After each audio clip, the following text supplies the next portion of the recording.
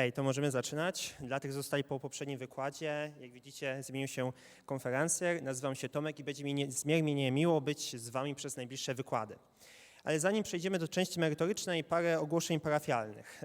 Otóż na naszym festiwalu mamy takie konkursy jak Capture the Flag oraz Seek Find Input. Możecie wchodzić na nasz profil na Facebooku czy też na Instagramie, obserwować nas również i tam też dowiecie się więcej o naszych konkursach. Chcielibyśmy również bardzo podziękować naszym sponsorom, bez których nie moglibyśmy zorganizować dzisiejszego festiwalu. Na samym festiwalu mamy takie atrakcje jak fotobudka, piłkarzyki, strefa relaksu, sabre oraz dawne komputery oraz gry. Chciałbym was również zaprosić po dzisiejszych wykładach, w sumie to dzisiaj i jutro, są tak zwane lightning talki od 20 do 22. Jest to taka luźna rozmowa przy piwie o tematach IT. I dzisiaj jest to o 20 w klubie Barka na ulicy Podgórskiej 16, a jutro jest w klubie Studio na ulicy Budryka 4. Więc teraz chciałem przedstawić naszego gościa. Jest to Rafał Legiędź, jest on programistą w firmie Avenga w branży IT od 2007 roku. Rozwija swoją pasję do programowania w każdym możliwym momencie. Wierzy, iż bycie pragmatycznym w naszej dziedzinie, czyli w dziedzinie IT, jest bardzo pomocne i udowadnia to poprzez ciągłą zmianę używanych przez siebie technologii, jeśli tylko jest taka potrzeba, bądź jeśli jest możliwość nauki nowych konceptów. Zaczynał on przy rozwijaniu aplikacji w backendzie w .NETie, po czym zaadoptował technologie webowe, a następnie różnego rodzaju rozwiązania mobilne oraz VR. Może poszczycić się tytułem Microsoft MVP w kategorii Windows Development. I dzisiejszy wykład Rafał wprowadzi nas w świat AR, czyli rzeczywistości rozszerzonej i wytłumaczy nam, jak podchodzą do tego konceptu tacy giganci oprogramowania jak Microsoft, Google czy Facebook. Także powitajmy go wielkimi brawami i jeszcze chciałbym powiedzieć, że wszystkie pytania zadajemy na końcu po skończonym wykładzie. Dziękuję. Rafał, the stage is yours. Okay, dziękuję, thank you. I was asked by the organizers to do this speech in English, so I'm going to do just that. So thank you very much for inviting me to the conference. It's actually my third time, I think, at this conference. My first time here was, I think, about 8 or 9 years ago. I'm really glad I can be back here. Okay, so today's talk is going to be titled From Flatland to Spaceland, and as in my introduction, it's going to be about augmented reality, virtual reality, and what's happening in this regard on the market. The title comes from the book, The Flatland, by Edwin Abbott.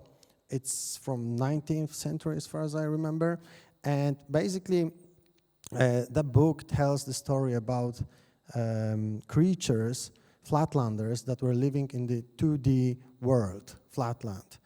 And one day, a sphere, a 3D creature, came to that world and visited them. And the only thing they saw was the intersection of that sphere, which was circle. That's what they saw because they lived in a 2D world. And they didn't know what that sphere is talking about to them, about this 3D, different dimension world. And I like this comparison to what is happening in the technology right now, because with the rise of all the new technologies like augmented reality and virtual reality, we are going somehow to break through that glass of our screens and live and work along with the data around us. Because for a long time, since we have computers, the only way we were interacting with the data, with digital stuff on our computers, were basically a 2D projections on our screens. So it's kind of time to change that. And to add up a little bit about myself, I'm Rafał Legiędź.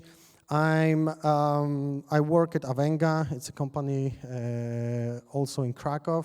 I'm a software developer. I'm responsible for engineering and architecting all the mixed reality augmented reality or virtual reality enterprise applications that are happening at our clients. I'm also a Microsoft MVP in Windows development and mixed reality, and I'm also an organizer of the DevConf conference. Okay, so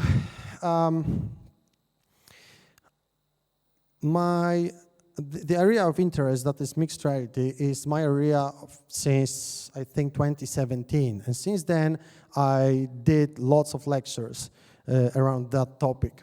And what I keep seeing at the conferences and when I talk to people or businesses is that usually, kind of often, people mislead virtual reality for augmented reality. Sometimes they talk about augmented reality, but they call it virtual reality and vice versa. So what I usually do is I have this introductory slide or 5 minutes of my talking where I would distinguish between those two technologies. So starting with virtual reality, it's basically a kind of an experience where all of the users' vision is occluded by an artificial headset or something like that, and everything that the user sees is rendered. It's an artificial world, all of that, right? And the mind of the user is kind of tricked into thinking that there is no outside world, but the only thing that he sees or interacts with is that artificial thing.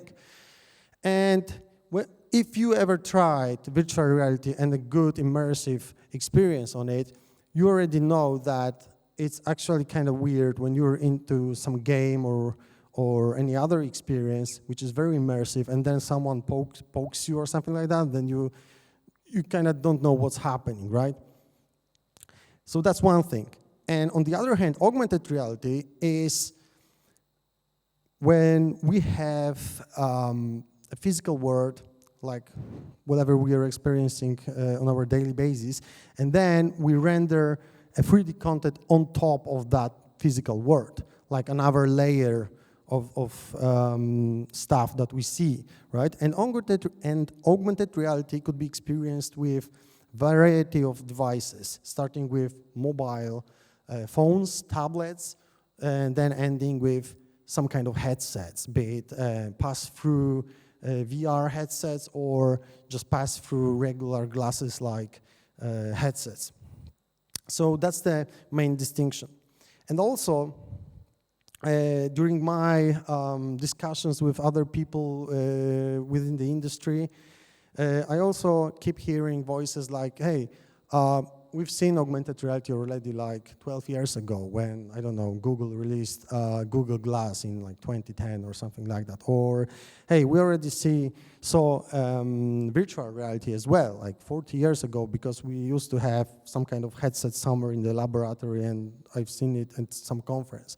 Yes, I mean, those technologies aren't something like cutting-edge, newest inventions of US scientists or something like that. Like, we know these technologies for a long time already. But right now, it's actually the time, since like around 2016, I would guess, where those technologies sped up.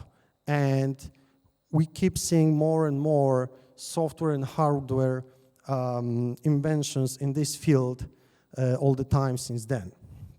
And through that lecture, what I would like to show us is that's a real thing, right? And to prove that somehow, I chose to show what do the biggest, largest tech companies, what they do in this field, in AR or VR, but mainly AR. So I would start with Facebook, right? So Facebook, as we all know, probably maybe all of us, that it's not called Facebook anymore, but Meta. It's kind of obvious right now what they're into. But when I was doing that lecture like a year ago or 2 years ago, like they weren't named Meta. So no one knew that they were into metaverse things and AR and VR, and they are doing like an alternative world somewhere out there. But right now it's kind of clear that Facebook is into metaverse or augmented or virtual reality very much, right? And And at one of the conferences, I think it was 2019, it was the first time where they publicly said that they are working on some kind of AR headset, right? And since then, lots of things happened in regard of the hardware released by Meta or Facebook. So, how many of you have seen Oculus Quest or Meta Quest, the VR headset from Facebook? Not many of you. Okay, so I'm going to show you this. So it's a VR headset. I have a bunch of videos that would support my lecture. Okay. Okay, so they released a VR headset, but then they started adding more and more features into it. VR headset, which means it's not an AR headset, right? Everything is occluded, but they started adding more and more features into it, and those are like software features. With the software, they started unlocking feature after feature that moves it closer and closer to be it an AR headset, and I will show you that. So, for example, one of the features unlocked like some time ago was hand tracking, right? So, as you can see, that headset is a VR headset, but it has like 4 cameras at the very front, and they unlocked like hand tracking. So all of a sudden, instead of like having controllers within your experience, you can just use your hands, which is obviously something desirable when that headset would become an AR headset. We don't want to have separate controllers. We'd like to interact with our eyes and hands, bare hands, right? And that happened with like software update. Another thing they're doing is they have a pass-through mode. It's in white and black so right now, but what you can see is that you can see your vicinity, and then you can render stuff on top of it. And there is like plane detection, you know where stuff is, and then you can render 3D stuff on top of your environment, right? I mean, as I said, it's white and black, but it's some progress, right? And also, again, they unlocked it with yet another software update. Another thing is that they're working on something called Infinite Office, for example, where you can bring your physical keyboard into the 3D VR experience and then have like multiple screens and stuff, like virtual office, and use your physical keyboard, which actually can see and interact with within that experience, right? So what they do is they have a different approach than, for example, Google had with Google Glass in 2010. They didn't want to release one big, fancy, shiny toy for augmented reality because that's a very big challenge, but rather they started with a simple headset and they keep iterating over it, right? And they keep doing that since 2019, and I guess, I mean, it's going into the right direction. And actually, it's what they also did is the price tag for that headset isn't something huge anymore, right? You can get, I think, Meta Quest 2 for like $300 right now, and it doesn't even need a separate computer because it's a computing unit by itself. So you don't have to connect it to a powerful PC, right? So that's Facebook. Yet another big company that keeps investing into AR and VR as well is Microsoft. How many of you have heard about Microsoft HoloLens? 1 person, 2 person. Okay, 3. Okay, so in 2016, Microsoft released an AR headset, which was kind of a surprise, and it was a computing unit by itself. So you put the headset on your head, and you have a pass-through glasses in them. So basically, it didn't occlude your vision, but you could see anything that is around you. But then on top of that view, your regular view, you could render 3D content, right? So those are first really really good AR glasses. They weren't cheap though, because the price tag was $3,500 back then, but still, it wasn't meant to be a consumer product. It was meant for enterprises. And guess what? It kind of kicked in, and enterprises started to invest into this kind of technology, right? And then after some time, Microsoft decided to release yet another headset, HoloLens 2, like the refreshed version, which is just a better version of the headset. But to show you what are the capabilities of this device is, this video is good for this. So this is the video that shows capabilities of one toolkit that you can use for developing those kind of applications for HoloLens, which is called MRTK, Mixed Reality Toolkit. And it's just a video showing up the features of it, what you can use. But whatever you see here on the video is what the user experiences while wearing those glasses. So you can see your hands, you can see your area around you, and then you can interact with 3D stuff. And so far, from my experience at least, this is the most wanted AR headset out there by companies that actually want to do business on this, like having apps on this or support their line of business with this, with AR. So it's pretty impressive, isn't it? Right? It seems like a Minority Report movie or something like that. And it's actually true. You can do all of that, right? So you can have menus attached to your hands, or you can use your eyes to select content, voice, and render big 3D stuff around you, or on top of some things aligned to physical things.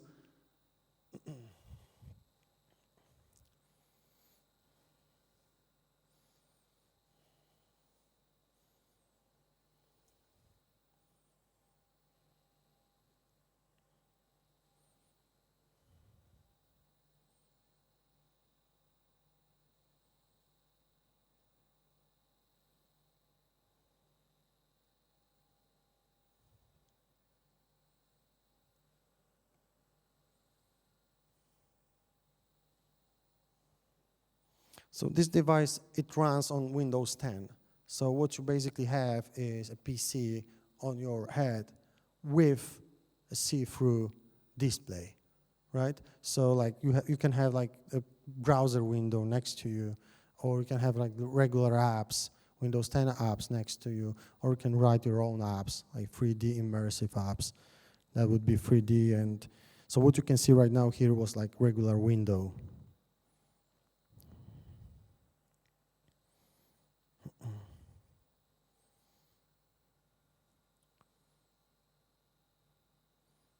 And this is eye tracking, for example. So you can't see it here, but basically the whole scrolling thing were done by just moving the user eyes.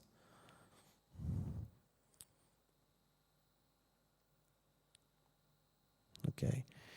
And to add more on this, it's actually an interesting story when it comes to HoloLens, because it's not like it started with HoloLens 1. How many of you remember Xbox Kinect, like first version of Kinect that was released for Xbox 360? It was a long time ago already. Yeah, like all of us almost remembers Kinect. So that's a beautiful example of iterative process of developing this kind of technology. So it was Xbox Kinect 1, and then the second one, and then HoloLens 1. Was released. Then Kinect for Azure was released, and then Microsoft HoloLens 2. So the whole journey, it started around 2010 with Kinect, and then fast forward 12 years and we have HoloLens 2.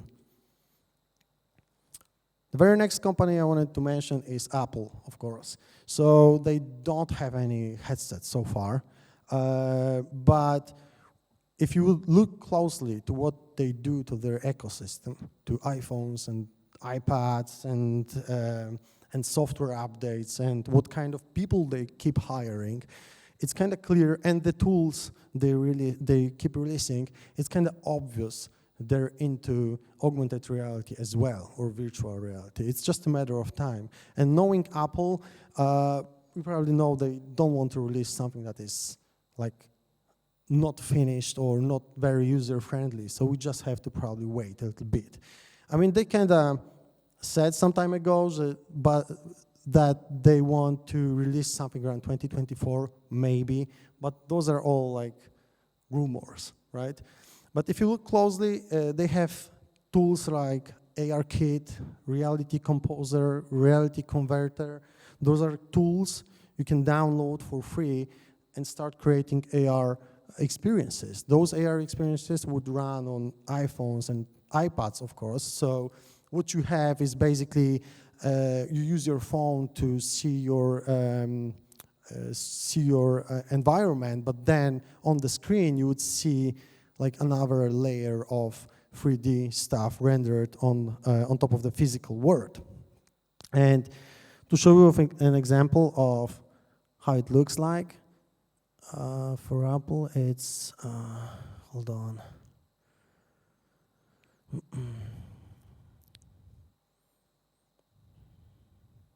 There you go.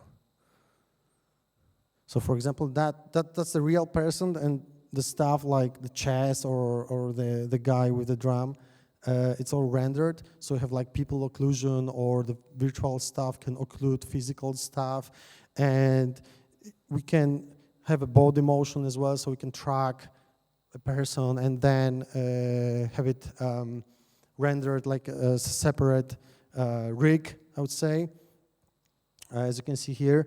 And also we can render like shadows or ambient lighting, etc. So that the 3D things that we see they seem more real. Yeah. Sorry, but we don't see anything. Oh, sorry. Hold on. Again.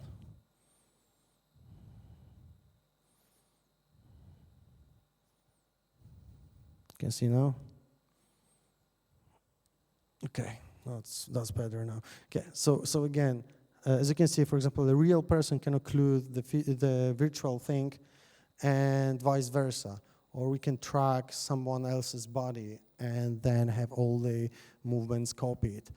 And based on the lighting of the physical space that we're at, we can render shadows or ambient light within our application, so that those digital things, they seem to be like real ones within the environment we're in, right? Because we can have a like physical table and then put something virtual on top of it, and then render a shadow on that table. So that would immerse us even more. So Apple is into this very much, and if you think about it, they have like the largest user base right now when it comes to AR-enabled devices, because it's I don't remember the numbers, but like many people have iPhones in their pockets, and basically every single one of them is a possible AR device in the near future, right? And then it's Google, of course, one of the big fours, and Google basically does the very similar thing that Apple is doing. They have, instead of ARKit that Apple has for iOS devices, Google has AR Core. That's a toolkit for Android devices, and you can use it for creating very similar experiences that with ARKit for iPhones. And there's nothing much to add on top of it, to be honest. And the thing is that Google they kind of announced in January this year, as far as I remember, that they also are working on something which is called Project Iris, which is supposed to be an AR headset, but the release date is unknown. And of course, I mentioned only 4 big ones, but there are plenty of companies that are doing any kind of headsets. Some of them are very specialized, that you're using basically for one particular thing, and some of them are more general, like Microsoft HoloLens, which you can adapt to many things and write software on them.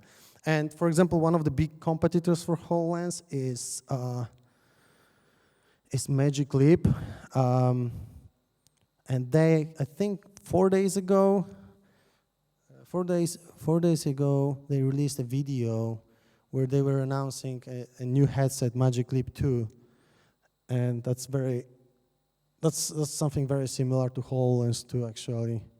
Maybe a little bit thinner, because they do have a different approach, because HoloLens 2 has all the computing unit on your head, but with Magic Leap, the approach is that there's one small cable that is going to your belt, and on the belt is the piece of computing unit that you attach.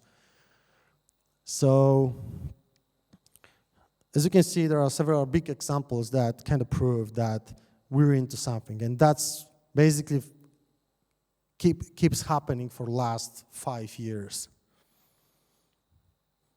That's a video from like 4 days ago. You can't order it, but you can order like the first version of Magic Leap 1. So that's the second one.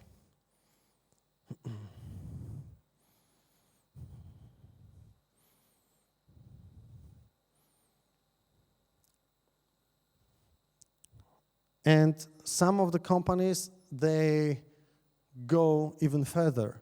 Instead of focusing on headsets or mobile phones or tablets, they make this step further and focus on the contact lenses, whatever that might mean. I mean, we're still not there. I mean, it's obvious we won't have AR contact lenses anytime in the near future, right? But there are companies that are actually investing money into checking what's possible, right? And if you would Google, it's like Samsung is investing in this kind of stuff, and other like big companies. Just wanted to show you one of the videos from Mojo Lens, one of the startups that are focusing on. Hold on, maybe there would be. But in surrounding ourselves with screens, That's only from my. it feels as though we've lost something. Imagine if we could replace our screens with something that informs without distraction. Could we see differently, more clearly? Could it help us find that invisible edge when we need it most? Or allow us to connect in crucial moments, providing vital information in an instant? Introducing Mojo Lens, the world's first augmented reality smart contact lens. Put Mojo Lens on in the morning. And you know, it has like battery inside, sensors, and the screen, like connectivity, like Wi-Fi or Bluetooth. Everything is in there. By providing the information you need exactly when it's needed, all while letting you look like yourself. When it's not in use, the technology just fades away. We call this concept invisible computing. Mojo's invisible computing solution will be a platform that gives you. We're giving you a virtual teleprompter. One of our first medical applications is using AR overlays like edge detection and contrast enhancements to help people with vision impairments such as glaucoma and macular degeneration. Building the world's first AR contact lens is a systems engineering problem, and therefore we've had to innovate in many different areas.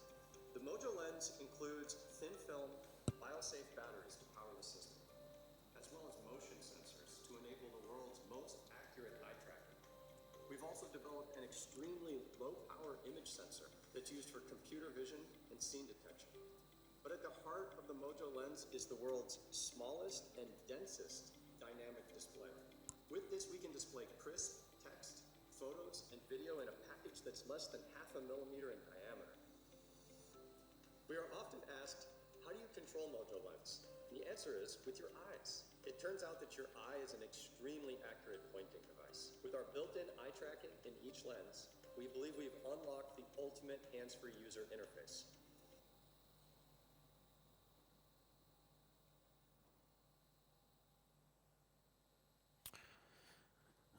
So with those examples, I wanted to show you that it's not that we have like one startup somewhere in the world, in, I don't know, in California, that is investing in some kind of an AR headset, and maybe they won't get bankrupt, and maybe we will have a device out there that we will be able to write software on. It's actually our reality right now. We have a bunch of devices out there on the market that we can put into working that would that could possibly make our lives and work easier. And when it comes to numbers, there's a big potential in the market with VR and AR, where the green ones, consumer market, is kind of obvious with all the games and videos, 360 videos, and any other type of entertainment. The other interesting part of this diagram is the bluish color, because that's where we are able to solve the real problems, companies' problems in a variety of industries. So as you can see, starting with healthcare, engineering, real estate, manufacturing, those are all industries they actually right now they need those kind of solutions. And it's not like a gimmick. I mean, some of the companies, they want just to, those kind of experiences just to, show up, just to show that, hey, we are on top of the technology and we're using it without actually having a real app that helps their line of business, but they just want to show up. But on the other hand, there are businesses that they move whatever they have, like apps that they have, for example, for mobiles, they move it to HoloLens because a worker is basically more effective, efficient when using HoloLenses, for example, than the mobile device, right? And if you look through the like job searches, there are more and more positions in like XR market, being an XR developer. And to be honest, actually, you being mainly students, it's a good opportunity to think about it, because this kind of developer is not a developer that is out there on the market, because we have on one hand like enterprise developers, I mean in general, of course, and on the other hand we have game developers when it comes to programming. And with those kind of technologies, we need kind of a mixture of those two types of developers. It's neither a game developer and neither an enterprise developer. It's kind of both, right? So here's a niche, right, which needs to be filled. And, okay, now I would like to show you a brief history of computing transformations or digital transformations, just to show where we're headed with whatever I've just shown you. So back in the days when we were given personal computers, that was the first shift. That was the first digital transformation, because we didn't have personal computers, and then we started to have it. So what we started doing is we started digitalizing stuff. We started moving physical things into the computers, right? Like text, for example. And then graphical user interfaces came in, and the internet, right? That was the second digital transformation. It kind of opened a little bit more doors for us, because all of a sudden we could use mouse, and computers started to be accessible for more and more people. And then we had the internet, so we started moving stuff from our computers to the internet, having websites, right? But then another shift happened, third digital transformations with all the mobile smartphones and the social media. And that's probably the transformation that all of us remember. We probably remember times, all of us here, before smartphones and social media and right now, how much it changed our lives, right? And with all the things that are happening right now, with the rise of technologies like AR, VR, blockchain, wearables, cloud, IoT, 5G, AI, and edge computing, it's kind of obvious that there is some kind of another computing platform that is being created, and some people call it fourth digital transformation, where basically we're doing yet another shift from mobile phones and social media to something even bigger. But then, all the AR and VR right now, it kind of feels like the internet in the 90s, because then we had only like the websites here and there, and they weren't actually really connected. There was no social aspect. There was no user content generation. It was all kind of static. But then it changed with Web 2.0 and forward. And this is the problem that we have with AR right now. It's like everyone is on its own in the experience. So we need to create some kind of interconnected world where everyone can meet, collaborate, and experience same kind of things, right? And that's where the term of metaverse, mirror world, AR cloud, or digital twin, or spatial web comes in, right? It's not yet obvious how to call it, because every big company calls it differently. Like the Facebook, which is called Meta right now, they kind of stole this word metaverse, where it was a general term for this kind of thing, that creating an alternative world. Right now, everyone hears Facebook when he hears metaverse, right? So basically the idea here is to create this alternative layer to our world, be it an augmented reality layer or the virtual reality layer. But it's not yet known, because there are no standards, there's no silver bullet, there is no one solution that fits all. But this is something that is being created. And in one of the books, I read about the whole thing, the metaverse and spatial web. I like this comparison, that we're basically moving the internet from our screens to the real world. So instead of like connecting websites, we're connecting everything. And as you think, if you think about it, it's happening. We all have smartphones. We all have like all the data that we're uploading everywhere. We have smartwatches, and well, we're missing only the glasses, for example, and like 5G internet everywhere, right? And yet again, I would like to show you what are the big companies, what big companies are doing in regards of like building this kind of alternative layer to our world. So when it comes to Facebook, well, it's kind of obvious right now, but because they keep talking about metaverse, especially Mark Zuckerberg. But it was, I think, what was the date? It was 2021, I think, mid-2021, when he released their vision that they're shifting from being Facebook as we know it to a metaverse company, where they would create this separate world, right? And they did it, right? And as they advertise metaverse, it might feel that they're talking about this creepy VR alternative thing where people would just live without actually experiencing the physical world. But might not be the full pictures, because part of the metaverse is also like creating a 3D layer on top of our physical world. So I'll show you, for example, they approached this.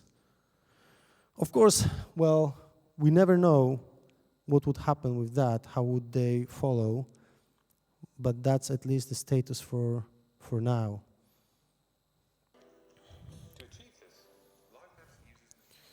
So imagine having a map of the whole world updated all the time, so that we have a digital twin of the world, so that, for example, when I would place some 3D content here on this stage, someone else could arrive here with his own device and experience this kind of same experience that I've just left here, right? So what they started with, for example, Facebook, is this project Aria, where they created the prototype of glasses. They don't have displays, they only have sensors. And what they're doing is they gave it to their employees and contractors, and they started scanning, vicinity of like where they're going, and they try to build this mirror world or physical world and see what they could do with that. Another company is Microsoft, and what they're doing in regards of that is Azure spatial anchors. So basically you can, within your AR experience, you can designate a spot somewhere, like on this floor, and the technology, the software, Azure spatial anchors, it would kind of scan the area of that designated point and would upload kind of a point cloud to Azure. And based on that, any other person that would use the same app that you're using, if that person would approach that point on the floor, it would detect that, hey, that person left something here, and I could recreate whatever I left for that other person. So that's kind of unlocking a multiplayer thing in the physical world for people using AR headsets. And how it works is,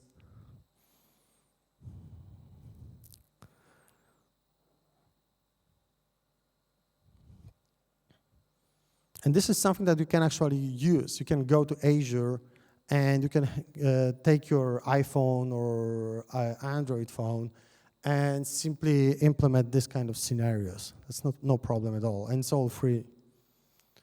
You don't have to have any kind of like special headset like HoloLens or something like that.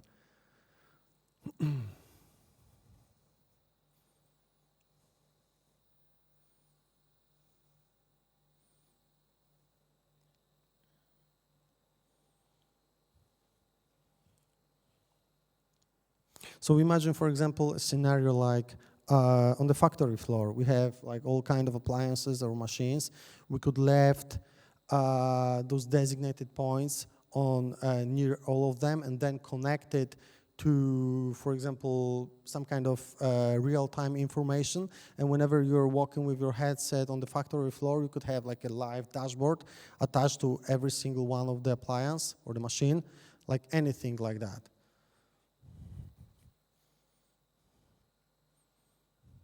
And it's all there.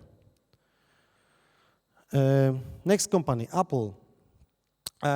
What they do is basically the very same thing that Microsoft does with Azure spatial anchors, but as it is Apple, they don't go big on those kind of experimental things, but rather they keep unlocking it for cities, per cities. Like they have this feature for like San Francisco or London or New York, right?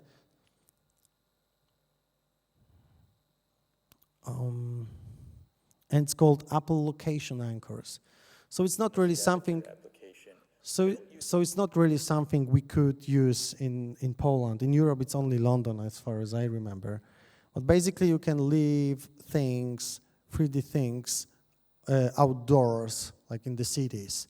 So imagine like city game for AR, right? Where you can leave 3D content around the city and then let user experience them with the phones or headsets.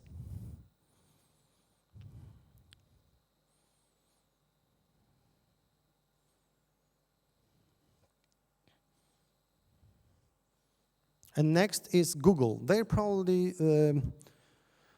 they have probably all they need to build the digital twin of the world, because with all the street view data that they have, they can actually recreate everything.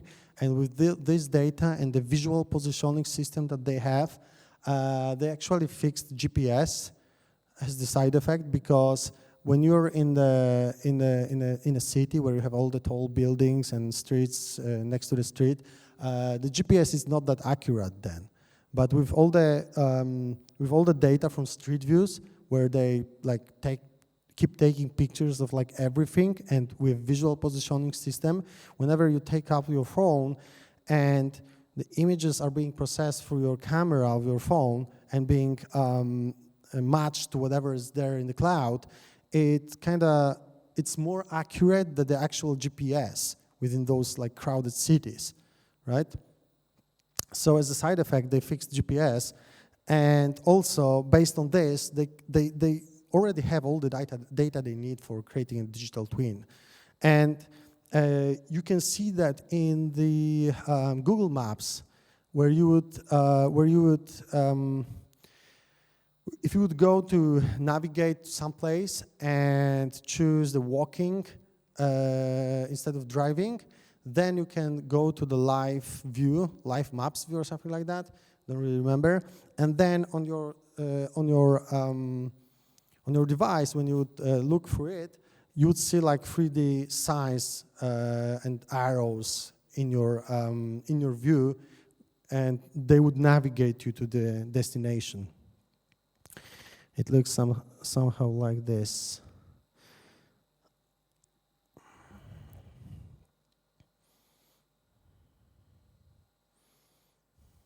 And it's there. I mean, you can use it, right? So it's basically the mirror world, or metaverse you call it, or AR cloud. So we can have 3D content in a physical world. Does it work? Yeah.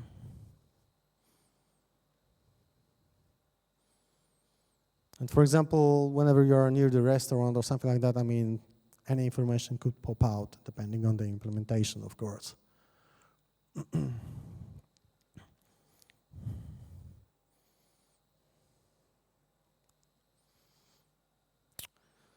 Okay. And as I have 5 minutes left, I would speed up here. So, and again, it's not like only those 4 big companies are investing in it. There are lots of other companies that are creating their own implementation of AR cloud. And some of them were already acquired by the big ones, Niantic, Microsoft, Apple, or Google. And there are also like associations that are working on, hey, how to standardize it, how to make it accessible and secure, and make sure that, you know, it won't go to the wrong direction, because I mean things could go wrong here as well. And here we are as a developers. We can shape that future, right? We have all the tools for creating this feature right now at our hands, without even investing in a very expensive hardware. So you can just start learning it tomorrow, and that would be a good start. And just be a part of it. Be a part of like the next digital transformation. So if you're interested in like more information, those are 3 books that inspired me the most when it comes to this topic, and I bet there are many, many more. And that's pretty much it. I'm open for questions. I'm also open for like anyone contacting me in the future regarding this, for any resources, materials, or help, or anything. So thank you. And questions, if you have any. Thanks. Any questions?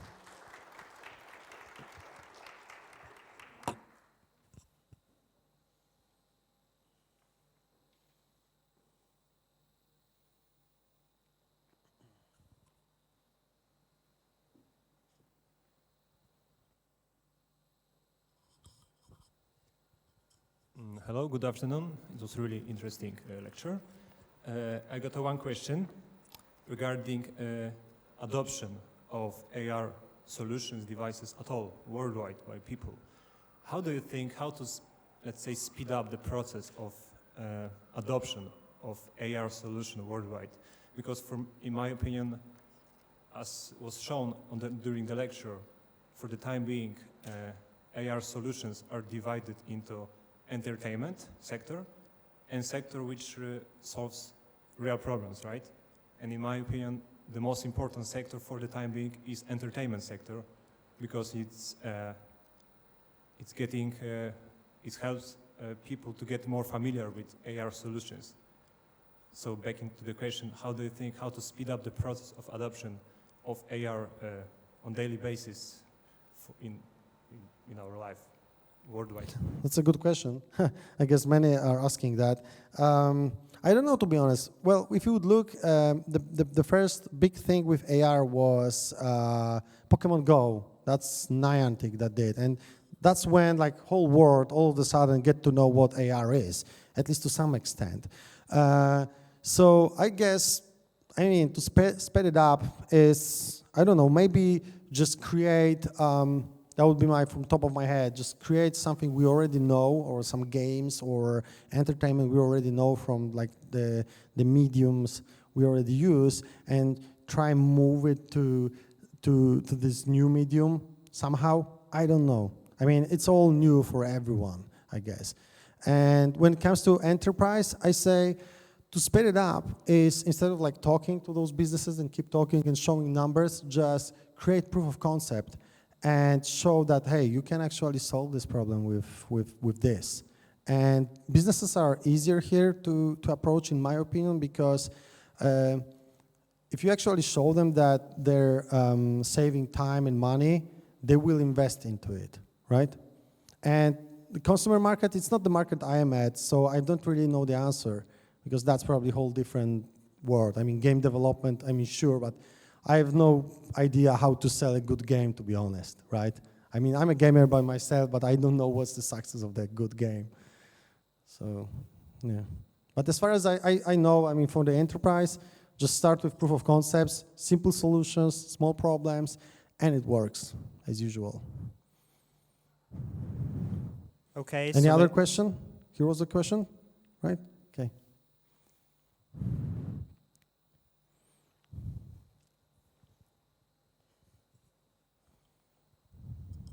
Yeah, so I just arrived in Krakow. I wanted to take the bus, so I had to download an app to take the bus. I had to download another app to get payment into that first app so that I could pay for the bus. And then I was entering the bus, and then I had to click. Now my phone, it should know that I'm in a bus, right? Particularly since I just had Google Maps tell me to enter the bus. And so that sounds like a solvable problem. But that's not my question. My question is, I'm not sure I want Google to solve that problem, because right now my deal with Google is I get to use its services, and in return it gets to know everything about me, and it gets to use that for advertising. Do you think there's, with these things getting to be ever more pervasive, that there's going to be some way for people to buy themselves out of that? To say that they'd be willing to pay trusted companies with that very personal data without having it traded for advertising? That's an interesting question as well, but that's a bigger problem, I guess. It's not only VR and AR, right? It's like, so, I mean, so the question is, to rephrase it, is will we be able to like break free from like Google and just use services which are more secure or that we can trust, more or less? I mean, well, I think it's gonna get even more complicated, because with all the mobile phones, it's okay. They changed our world, and we have lots of problems regarding that as well when it comes to privacy. I mean, they keep the devices keep listening to us, etc. Right? And we have all the problems with that. And right now we're gonna have like glasses on top of our heads with all the cameras and sensors and microphones, etc. I don't really know. I hope we'll solve it, but you know the word. I mean, money is what is the most important for many companies, and to be honest, I wish we will be able to solve it, but I don't know if we'll be able to, to be honest. And it's not the fresh issue, right? It's not the issue with the upcoming technologies. Yeah. Okay, so maybe one last question. Anyone? Nobody. So I've got a question. Okay. Do you think it would be dangerous in future to use VR, because as it gets more popular, the many young people would use it, and maybe they would lost reality. They would focus on a virtual reality, and they will do many things in VR. Mm-hmm. Okay, so I guess, again, this problem is already here with mobile phones and social media, because we have all the people that keep scrolling TikTok or YouTube Shorts, and they are only into this. We have even people that are going on the streets with just looking to the mobile phones. We have people crossing the roads with their eyes into mobile phones. We have families that are hanging their children's hand, and on the other hand, they have mobile phone and walking with that mobile phone. So I think this is, again, the issue that is on another level, and it's not basically with this technology. I know, like, with every new technology, we kind of try to find problems with that. But as this example shows, this problem is already here. But we kind of got used to that problem because we have mobile phones and social media for like last 10 years already, and we kind of got used to it, that it's there, right? But if you look at our lives before Facebook and iPhones and right now, it's kind of scary, right? And that's probably why those whole new things with AR, VR, they kind of scare us because of that. We just have to be worried about it, and I mean, as developers, we can actually shape that future. Okay, thank you very much. Very interesting lecture. So big Thank you. applause for Rafał. Thank you.